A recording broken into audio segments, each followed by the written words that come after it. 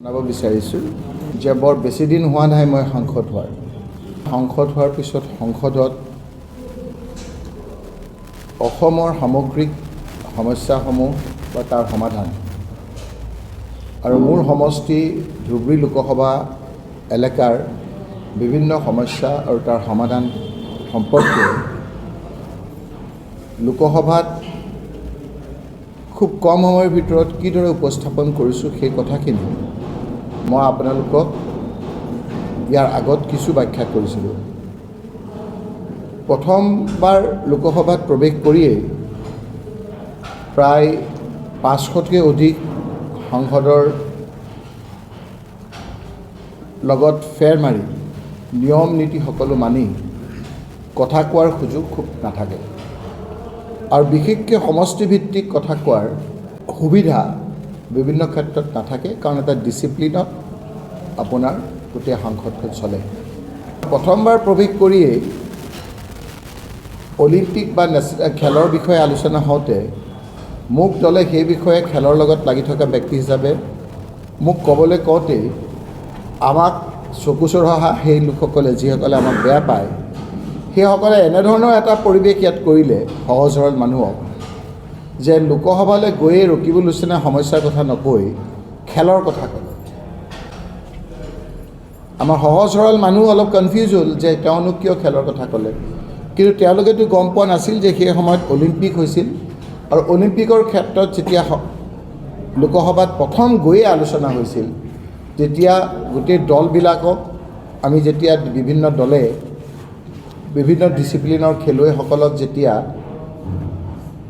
ইয়াৰ পৰা যোৱাৰ কাৰণে অভিনন্দন জনাব লাগে, সেই শীৰ্ষক কথা বতৰাত মোকো আমাৰ দলে আৰু লোকসভাৰ স্পীকাৰে মোক কথা ক'বৰ সুবিধা দিছিল।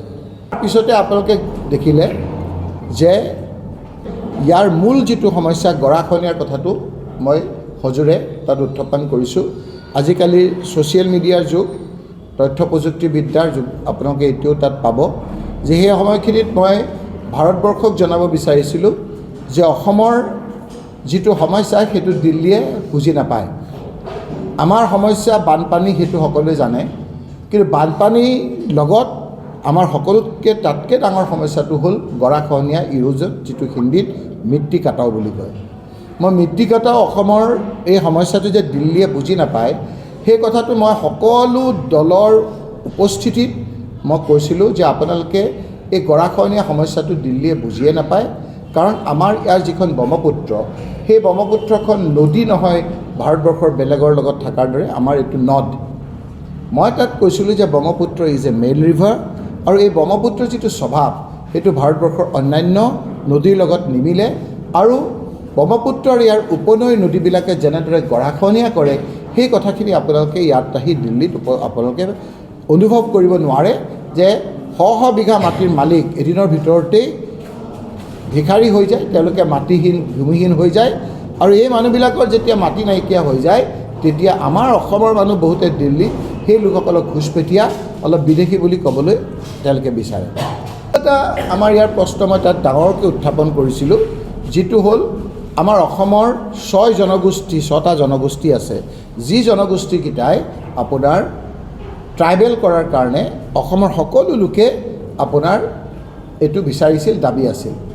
বিজেপিয়ে 2014 চনত তেওঁলোকে আহি কৈছিল যে এই কমিউনিটিকেইটাক আমাৰ চৰকাৰ যদি হয় আমি 100 দিনৰ ভিতৰত আমি ট্ৰাইবেল বুলি ঘোষণা কৰিম। মই প্ৰশ্ন কৰিছিলোঁ যে আজি 100 দিন গ'ল, 200 দিন গ'ল, 300 দিন গ'ল, 100 দিন, 1 বছৰ গ'ল, 2 বছৰ গ'ল, 10 বছৰ গ'ল, আপোনালোকে কেতিয়া কৰিব? যোৱাবাৰ আপোনাৰ কৰাৰ পাছত যেতিয়া কোনো উত্তৰ নাপালোঁ, মই ভাবিলোঁ এতিয়া ইলেকশ্যন আহি গৈছে, কিজানি আকৌ হিমন্ত বিশ্ব শৰ্মা চৰকাৰে কেন্দ্ৰক কৈ পেলাই কৰেই, এইবাৰো আকৌ সুধিলোঁ। এইবাৰ প্ৰশ্নৰ উত্তৰটো পালমৰা আপোনাৰ উত্তৰ দি ৰাজ্য চৰকাৰৰ পৰা কোনো ধৰণৰ প্ৰস্তাৱ পোৱা নাই বুলি আপোনাৰ মোক উত্তৰ দিছে। মই আপোনালোকক এই বিষয়ে মোৰ প্ৰশ্ন ট্ৰাইবেল এফেয়াৰ্ছ মিনিষ্টাৰক কেনেদৰে কৰিছিলোঁ তাৰ উত্তৰ কি দিছে সেই বিষয়ে মই আপোনালোকক এই প্ৰেছ কনফাৰেন্সৰ যোগেদি মই বুজাব নগৈ মই আপোনালোকক মোৰ তাৰ পৰা উত্তৰটো কি লিখিত দিছে মই সেইটো আপোনালোকক দি দিম। বিশেষকৈ মই যিখিনি কুৱেশ্যন কৰিছিলোঁ সেই কুৱেশ্যনৰ ভিতৰত আপোনালোকক কোৱাৰ দৰে মই সুধিছিলোঁ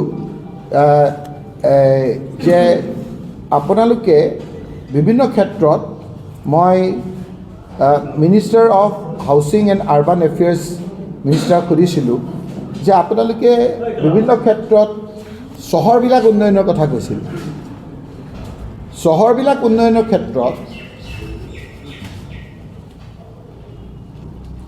ধুবুৰী বহুতে আমি জানো, বহুতে নাজানো, ব্ৰিটিছৰ দিনৰ পুৰণি মিউনিচিপালিটি। চনটো ঠিক 1883 নে কিমানৰ পৰা আপোনাৰ এইখন হৈছে, মোৰ প্ৰশ্নটো আছিলেই মোৰ। এই পুৰণি ধুবুৰী মিউনিচিপালিটিখন আপোনালোকে আপোনালোকৰ হাউচিং এণ্ড আৰ্বান এফেয়াৰ্ছ মিনিষ্টাৰৰ যোগেদি কিবা উন্নতি কৰিবৰ কাৰণে চিন্তা কৰিছে নেকি?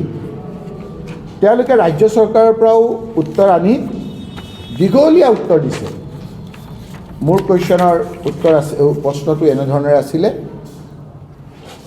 উত্তৰো আপোনাৰ তেওঁলোকে দীঘলীয়াকৈ দিছে, দীঘলীয়াকৈ উত্তৰ দিছে। অতি দুখৰ কথা মই আপোনালোকক যিটো ক'ব বিচাৰিছোঁ, বিভিন্ন কথাবিলাক ক'লে চালে বেৰে কোবাই কি কি কৰিছে, বিভিন্ন স্কিমৰ কথা, এইবিলাক যেতিয়া প্ৰশ্ন কৰা যায় তেতিয়া সেই বিষয়ে ষ্টেট গভৰ্ণমেণ্টৰ পৰাও আহে। আমি যেতিয়া মিনিষ্টাৰ আছিলোঁ আমিও দিওঁ, আৰু ষ্টেট আৰু চেণ্টাৰৰ গোটেই কথাখিনি সেই স্কিমৰ জৰিয়তে কি কৰিছে গোটেইখিনি ব্যাখ্যা কৰে। মই যেতিয়া সুধিলোঁ যে আপোনালোকে 100খন চিটি আপোনালোকে অসমত যিখিনি তথ্য পাইছোঁ সেইখিনিতো আৰু ভয়ংকৰ। মইতো সেই তথ্যখিনি আপোনালোকক কৈ আছিলোঁ যে গোলোকগঞ্জৰ জোনাত আন্তঃৰাষ্ট্ৰীয় বাণিজ্য কেন্দ্ৰ, তাতো সকলোৱে জানে যে এখন ট্ৰাক পাৰ কৰিবৰ কাৰণে এই বোল্ডাৰৰ যিবিলাক ট্ৰাক পাৰ হয় 10,500 টকা লয়। 10,500 আপোনাৰ চিণ্ডিকেট নহয়, তাৰে 500 টকা লিগেল, 10,000 টকা তেওঁলোকৰ চিণ্ডিকেট। আকৌ আপোনাৰ তাত কয়লাটো যায়, কয়লাৰটো আৰু আপোনাৰ কয়লাটো আৰু ৱেট ব্ৰিজত 500 টকা, চিণ্ডিকেটত 10,000 টকা, কয়লা পাৰ ট্ৰাক 24,000 টকা, এক দিনত কোটি কোটি টকা, 24,000 মানে এখন ট্ৰাকত দেই। এতিয়া বিজনেছটো বেয়া হৈ গৈছে বোলে, ইমান চিণ্ডিকেটৰ ভেজা হৈছে, কয়লাৰ ট্ৰাকো কমি গৈছে, চবেই ভাবিছে এইটো ট্ৰাকো বেচা হৈছে যিসকলে লিগেল বিজনেছ কৰে, আৰু এতিয়া বোলে আপোনাৰ এই ষ্টনৰ কথাটো কমি গৈছে, কাৰণ 10,000 টকা চিণ্ডিকেটক কেনেকৈ দিব? কিন্তু তেওঁলোকেতো নাচুৰ বান্দা, যিসকল চিণ্ডিকেটৰ লগত জড়িত চবত জানে, মই কৈ দিম আপোনাৰ। এতিয়া আকৌ এটা আহিল বাৰ্মিজ চুপাৰী, মই এইটো ভবাই নাছিলোঁ, 14 চকীয়া আৰু 16 চকীয়া ট্ৰাকেৰে নিয়ে, তাততো বোলে এখন ট্ৰাকতে লক্ষ লক্ষ টকা। বক্সিহাট গেটত, বক্সিহাট গেট আৰু শ্ৰীৰামপুৰৰ গেটত তেওঁলোকৰ মই ভাবোঁ যে যদি এইখিনি যদি চিনেমা কৰে, কোনোবাই যদি ভাল ডাইৰেক্টৰে পাই যায়, সুন্দৰ চিনেমা, মই এখনটো ক্লিক কৰিব, এখন অস্কাৰ পাই যাব। বেলেগ ধৰণৰ গুৱাহাটীৰ পৰা ফোন আহে যে এইখন ট্ৰাক এৰি দিয়া, মোবাইলত নাম্বাৰটো আহি যায়। গতিকে ইনকুৱাৰী আজিহে নহ'ব, আমিতো লিখি ৰাখিম, আমি লিখি ৰাখি তাৰিখ চাৰিখবিলাক আমাৰ যেতিয়া ডায়েৰীত লিখা থাকিব, যাৰে ফোনতে নাথাকক কিয় সেইবিলাকতো আমি পিছত উলিয়াব পাৰিম। গুৱাহাটীৰ পৰা ফোন আহে, ফোন আহি নাম্বাৰটো দি দিয়ে, লগে লগে ডাংডাল খুলি যায়। ফোনটো কাৰ আহিছে? ফোনটো তেওঁলোকে চিণ্ডিকেটৰ লগত জড়িত লোকসকলক। আপুনি প্ৰশ্নবিলাক সুধিছে, মই ভাল পাইছোঁ আপোনালোকক, কিন্তু আপোনালোকৰ গাত কি দুখ? গৈ নাপায়গৈ তাত কোন কোন মানুহ জড়িত। আজি আকৌ মই নিউজটো ভালেই কৰিছে, মই নামবিলাক কওঁতে কৈছোঁ যে মই বোলে এই টাইটেলটোহে ক'লোঁ, আগৰ নামটো ক'বলৈ সাহস নকৰিলোঁ। টাইটেলটো আপোনালোকৰ ৰাইজৰ মুখে মুখে মহন্ত বুলি এজন, এতিয়া দেখিলোঁ যে মহন্ত একোৱেই নহয়, মহন্তটো এটা নামটো বাহিৰত। এই যে এজন যে ডাঙৰ নেতা আছিল, তেওঁৰ বোলে ভতিজা খেমি, সেইটো নামটো উজ্জ্বল চৰকাৰ। কি চৰকাৰ? সেই চৰকাৰৰ ভতিজা, সেই চৰকাৰ। নামটো গোটেইখিনি কৈ দিওঁ, মই কৈ দিম আৰু আপোনালোকে কম নহয়, কৈ আছোঁ এইবিলাকে। আদৱাৰ হুছেইন নে কি হুছেইন এজন আছে, আমাৰ কংগ্ৰেছতো আছে, তেওঁৱে নেকি নাজানো মই। আকৌ এটা কিবা এই বেপাৰী মানে সেইজন বেপাৰী নহয়, এজন বেলেগ বেপাৰী। এতিয়া পুলিচ ডিচিয়ে কি নাজানে নেকি এইখিনি কথা? SP কি নাজানে নেকি? ইয়াত এইটো হ'ল শিলৰ কথা ক'লোঁ, সেই কথা আৰু কি ক'ব আপোনালোকে? মুৰ্গীৰ দাম ইয়াত বহুত বেছি হাঁহিছে গৈয়ে নাপাবগৈ এইবিলাক ইয়াত আপোনাৰ ব্ৰইলাৰ মুৰ্গীৰ দামত মানুহ থাকিব নোৱাৰা এটা অৱস্থা হৈছে ওচৰতে কোচবিহাৰ ওচৰতে নহয় আপোনাৰ বেংগলতকৈ ইয়াত আকৌ দামটো অলপ বেছি বক্সিহাটত এই যে মুৰ্গীৰ দামবিলাক যে আমাৰ ইয়াৰ মানুহবিলাকে যে বাঢ়ি গৈছে বহুতে আপোনাৰ এই গোলকগঞ্জ চোলগঞ্জৰ কোচবিহাৰৰ পৰা মুৰ্গীটো আনে তাত কম পায় ইয়াত আনিলে কেজি প্ৰতি 40 টকা বেছি কিয় পিকআপ ভানবিলাকত মুৰ্গীবিলাক আনে প্ৰত্যেকখন পিকআপ ভানত 42,000 টকা লয় বুলি কৈছে 1909 ট্ৰাকত প্ৰত্যেকখন ট্ৰাকত 60,000 টকা লয় টেক্টিক্সটো বেলেগ ধুনীয়া একদম আপোনাৰ পুলিচে গেটখন এনেকৈ চাই লয় মোবাইলটো চাই মোবাইলত নাম্বাৰ আহে পইচা হৈ গৈছে খুলি দিয়ে আৰু শ্ৰীৰামপুৰত 45,000 1109 ট্ৰাকত তাত 60,000 ইয়াত 65,000 এইকাৰণে মুৰ্গী আপোনাৰ দামটো ইয়াত বাঢ়ি গৈছে পাৰ কেজি 40 টকাকৈ বাঢ়ি গৈছে পুলিচক গাড়ী নাম্বাৰটো মোবাইল দি মেছেজ কৰাৰ লগে লগে খুলি যায় মেছেজ নকৰাৰ লগে লগে দামদা এইটো এটা মানে চিণ্ডিকেটৰ পইচাৰ খনি হৈ গৈছে এই চৰকাৰখনৰ আপোনালোকে চাব যে মুখ্যমন্ত্ৰী ডাঙৰীয়াই এতিয়া বিজেপিতে তেওঁ এঘৰীয়া হৈ গৈছে ঝাৰখণ্ডৰ নিৰ্বাচনত তেওঁ এটা পৰিৱেশ এনেধৰণৰ কিন্তু মুছলমান ঘুচপেটীয়া বিভিন্ন ধৰণৰ কৈ এনেধৰণৰ এটা পৰিৱেশ সৃষ্টি কৰিলে যে তেওঁ অকলে তাত বেলেগ কাৰো মুখ নাই তাত এজন দলিত নেতা আমাৰ এলায়েন্সৰ ইণ্ডিয়া এলায়েন্সৰ মুখ্যমন্ত্ৰী ডাঙৰীয়া চোৰেনৰ ফটোখন আৰু একফালে বিজেপিৰ নেতা হিচাপে শিৱৰাজ চৌহান আৰু মুখ্যমন্ত্ৰী হিমন্ত বিশ্ব শৰ্মাৰ ছবি আছিল তেওঁ শিৱৰাজ চৌহানৰ ফটোখন আঁতৰাই তেওঁৰ নিজৰ ফটোখন ঝাৰখণ্ডত ইলেকশ্যনৰ সময়ত দিলে যেন তেওঁ ক্ষমতাত আনিব যেতিয়া এনেধৰণৰ উৎপাতবিলাক ঝাৰখণ্ডৰ দলিত আৰু সাধাৰণ ৰাইজে যেতিয়া তেওঁক প্ৰত্যাখ্যান কৰিলে বিজেপিৰ প্ৰতিজন নেতাই লোকসভাত আমি লগ পোৱা বিজেপিৰ নেতাসকলেও কৈছে যে হিমন্ত বিশ্ব শৰ্মা ডাঙৰীয়াৰ কাৰণেই ঝাৰখণ্ডত বিজেপি হাৰিলে আৰু বিজেপি তাত হাৰা কাৰণে এতিয়া বিজেপিত তেওঁৰ অস্তিত্ব সংকট হৈছে অস্তিত্ব সংকট হোৱাৰ কাৰণে এনেধৰণৰ কথা বতৰাৰে তেওঁৰ অস্তিত্ব জাহিৰ কৰিবলৈ বিচাৰিছে কাৰণ তাৰ উমান পাইছে তেওঁ যিটো বিজেপিৰ সভাপতি দিলে সেইটো সকলোৱে জানে তেওঁ কাক পাতিব খুজিছিল আৰু কোন হ'ল তেনেকৈ আমাৰ বিভিন্নজন আপোনাৰ জিকাৰ পিছতো যেনেকৈ বিজেপিত মুখ্যমন্ত্ৰী দিয়া নাই বহুতক এইবাৰ যে তেওঁক বিজেপিয়ে নিদিয়ে সেই কথা তেওঁ গম পাইছে সেইকাৰণে শেষ অস্ত্ৰ হিচাপে এনেধৰণৰ কুৎসা ৰচনা কৰিছে এই কথাবিলাক অসমৰ ৰাইজে কেতিয়াও একচেপ্ট নকৰে সকলো আপোনাৰ ধৰ্ম জাতি গোষ্ঠী মানে আৰু অন্ততঃ মই ভাবোঁ যে সাধাৰণ ৰাইজে এই কথাবিলাক খুব বেয়া পাইছে আপোনালোকে যিমান আমাক সুধিছে আমি যিমান উত্তৰ দি আছোঁ সাধাৰণ ৰাইজেও ভাবিছে যে তেওঁলোকক আমি এটা দায়িত্ব দিছোঁ তেওঁলোকে হিমন্ত বিশ্ব শৰ্মাৰ এই কথাবিলাকৰ উত্তৰ দি আছে কিন্তু মূল সমস্যাবিলাকৰ কথা তেওঁলোকৰ নকয় বুলি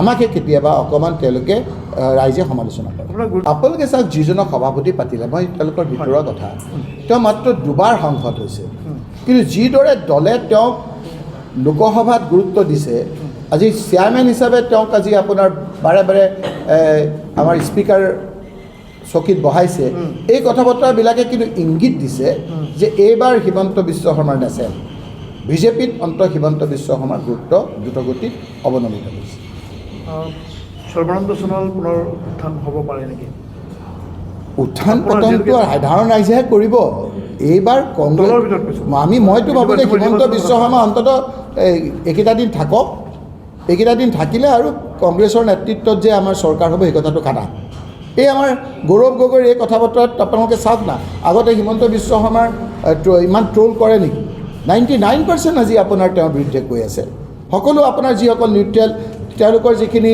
ছ'চিয়েল মিডিয়াৰ লোক সেইখিনিও বলে পৰা নাই যিসকলে বিভিন্ন ধৰণৰ ফেক আপোনাৰ কৰে বুলি ওলায় সেইসকলেওতো বলে পৰা নাই আজি সঁচা মানুহবিলাকেতো তেওঁৰ বিৰুদ্ধে আজি কৈ আছে মই আপোনালোকৰ কথা ভাল পাম যদি কিছুদিনৰ আগৰ আপোনালোকে যদি অকণমান ঘূৰাই পেলাই ৰিৱাইণ্ড কৰি আপোনালোকৰ নিউজটো চায় তেতিয়া আপোনালোকে দেখিব যে নগাঁও লোকসভা সমষ্টিৰ কংগ্ৰেছৰ সাংসদ প্ৰদ্যুৎ বৰদলৈ ডাঙৰীয়া আমাৰ ইয়াৰ সত্ৰত 25 লাখ টকা দিছে সেই সময়ত কিন্তু আমাৰ ইয়াত কোনো এই প্ৰশ্ন উত্থাপন কৰা নাছিল। আজি কিছুদিনৰ আগত লোকসভাৰ এলেকাৰ বাহিৰত বেলেগত দিব পৰা নাছিল। আজিকালি বিজেপি চৰকাৰে নিয়ম কৰিছে যে লোকসভাৰ সদস্যসকলে 25 লাখলৈকে বেলেগ সমষ্টিত দিয়াৰ কাৰণে। আচ্ছা, বুজি পাইছে? মই বুজাব পাৰিছোঁনে? 25 লাখ আহোঁতে আমি যে 25 লাখ আনিলোঁ, তেতিয়া আমিয়ে চেষ্টা কৰি আনিছিলোঁ। তেতিয়া ধুবুৰী লোকসভা সমষ্টিৰ ভিতৰতে, গোলোকগঞ্জ সমষ্টিৰ ভিতৰতে পৰে। এইবাৰ আমি 10 লাখ টকা লখিমপুৰলৈ দিওঁতে যিসকলে প্ৰথম ৰিয়েকশ্যন কৰিছে, গোটেই সংগঠনটো নহয় দেই, তাৰ দুটামান ল'ৰা কেইদিনমানৰ আগত ইয়াতে আহি পেলাই মোক অলপ তেওঁলোকে প্ৰীতিভোজ খাব অলপ চান্দা খুজিছিল। ময়ো চান্দা দিবলৈ অমান্তি কৰা নাছিলোঁ, কিন্তু যেতিয়া আলফাৰ নিচিনা দাবী কৰা আৰম্ভ কৰিলে তেতিয়া আমি দিবলৈ খোজাটো তেওঁলোকে নল'লে। সেইসকলে এতিয়া প্ৰেছ কনফাৰেঞ্চ কৰি কৈছে যে তাত কেলৈ পইচা দিব। 10 লাখ টকা দিলোঁ, তাতকৈ 10 গুণ বেছি মই ইয়ালৈ আনিম। সেইটো ইমান তেনেকুৱা কথা হয়নে নহয় ৰাইজে বিচাৰ কৰিব। কিন্তু 10 লাখ টকা দিয়া হ'ল, এটা ল'ৰাক 8, 9, 10, মই এইবিলাক কথা 8, 9, 10ত পঢ়াৰ কাৰণে বুজাই প্ৰতিজন মানুহে 2.5 লাখ টকাকৈ খৰচ কৰে। ধুবুৰীৰ পইচাটো তালৈ ওলাই যায়গৈ। এটা কমেও আপোনাৰ শ ল'ৰা ইয়াৰ পৰা পঢ়ে ধুবুৰীৰ। 2.5 লাখ 8, 9, 10ৰ দেই, এইটো আপোনাৰ হেৰিৰ কাৰণে নহয়, হায়াৰ ছেকেণ্ডেৰী পাছ কৰি পেলাই কম্পিটিটিভ এক্সামিনেশ্যনৰ বিলাকৰ আপোনাৰ পঢ়াৰ কাৰণে নহয়, তেওঁলোকৰ পঢ়াৰ কাৰণে আকৌ বেলেগ। 8, 9, 7, 8 পঢ়াৰ কাৰণে 2.5 লাখ যিসকলে প্ৰশ্ন কৰিছে মই আৰু ব্যাখ্যা কৰিম। 2.5 লাখ টকাকৈ যদি এটা ল'ৰাই যায়, 100 ল'ৰাই কিমান হ'ব অংক কৰি উলিয়াই ল'বচোন, কিমান কোটি টকা ওলাই লৈ যায় দুখীয়া মানুহৰ। সেইবিলাকে প্ৰশ্ন নকৰে। এতিয়া ৰকিবুল হুছেইনক কি কৰিব, মটৰচাইকেল চলাইছে এই প্ৰচেছনটোত, সেইটোত গালি কৰি মোক ভয় দেখুৱাবলৈ আহিছে। কোনবিলাকে কৰিছে? যিসকলে চিণ্ডিকেটৰ পইচা মাহে মাহে পাই থাকে। কওক, চেলেঞ্জ কৰক, মই এটা ইনকুৱাৰী কৰিব ক'ম, ৰাইজে ক'ব যে চিণ্ডিকেটৰ পইচা তেওঁলোকে পাইছেনে নাই। গতিকে এইটো যিটো কথা কৈছে, দুদিন চলিলে তাৰপিছত নচলে। আজিৰ তাৰিখত কি কৰিছোঁ কি নাই, এতিয়া হিমন্ত বিশ্ব শৰ্মা ডাঙৰীয়া বহুত চকু চৰহা মানুহটো, গোটেইখিনি ব্যাখ্যা 6টা মাহ আপোনালোকে ৰখক, তাৰপিছত আমাৰ ব্যাখ্যা হ'ব। চৰকাৰ আমাৰ নাই। গৌৰৱ গগৈয়ে আৱেগিক কৰিছে, কিন্তু মই আৱেগিক কৰা নাই। মই আপোনাক কৈছোঁ যে এই ক্ষেত্ৰত আপোনালোকে কেনেকৈ জানিলে? আপোনালোকে ছ'চিয়েল মিডিয়াৰ যোগেহে জানিছে। আপোনালোকে কেনেকৈ জানে? ছ'চিয়েল মিডিয়াৰ যোগে জানা নাই জানো? মুখ্যমন্ত্ৰীটো ক'তো আপোনাৰ মিটিং কৰি কোৱা নাই। ছ'চিয়েল মিডিয়াত মুখ্যমন্ত্ৰীয়ে যিটো পোষ্ট কৰিছে তাৰ তলৰ সাধাৰণ মানুহৰ কমেণ্টবিলাক চাওক না। 99% হিন্দু মানুহে হিমন্ত বিশ্ব শৰ্মাৰ বিৰুদ্ধে হিয়া উজৰাই গালি পাৰিছে। 99% মানুহে গৌৰৱ গগৈক প্ৰশংসা কৰিছে। মিয়াৰ ভোট নালাগে বুলি কোৱা মিয়া মুছলমান কেইটামানে অৱশ্যে হিমন্ত বিশ্ব শৰ্মাক এই ক্ষেত্ৰত পজিটিভলি কোৱা কথাটো মোৰ দৃষ্টিগোচৰ হৈছে। গোটেই কথাটো আপোনালোকে দেখিছে। যিদিনাৰ পৰাই তৰুণ গগৈৰ পুত্ৰ বুলি কৈ আপুনি এতিয়া গৌৰৱ গগৈ কৈছে, গৌৰৱ গগৈ এতিয়া কেৱল তৰুণ গগৈৰ পুত্ৰ হৈ থকা নাই, অসমৰ এজন গৌৰৱ হিচাপে প্ৰতিপন্ন হৈছে সংসদত গৈ কংগ্ৰেছৰ নিচিনা এটা ঐতিহ্যপূৰ্ণ এটা দলৰ ডেপুটি লিডাৰ হোৱাটো ইমান সৰু কথা নহয় এই বয়সত। গোটেই ভাৰতবৰ্ষৰ লোকে গৌৰৱ গগৈ ডাঙৰীয়াক আজি প্ৰশংসাত পঞ্চমুখ, সি বিৰোধী হওক বা ৰুলিং হওক। যিধৰণে প্ৰত্যেকটো ক্ষেত্ৰত উপস্থাপন কৰিছে, সেই কথাখিনিৰ পৰিপ্ৰেক্ষিতত গোটেই জোৰ লগাই, প্ৰশাসন লগাই গৌৰৱ গগৈ ডাঙৰীয়াক যোৰহাটত যেতিয়া হৰুৱাব নোৱাৰিলে, তেতিয়াই এই ধৰণৰ কথা বতৰাৰে তেওঁক ব্যতিগ্ৰস্ত কৰাত লাগিছে। আৰু যেতিয়া ক্ষমতাত থাকে বহু কথা পায়, হিমন্ত বিশ্ব শৰ্মাৰ ৰাইজৰ আস্থা হেৰুৱাইছে, কেৱল সময়ৰ বাবে অপেক্ষা কৰি আছে।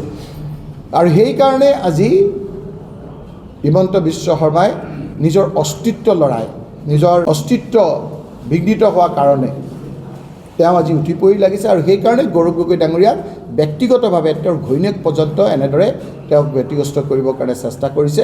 কিন্তু আমি কংগ্ৰেছ দলৰ সদস্য সকলোবিলাক গৌৰৱ গগৈৰ লগত আছোঁ।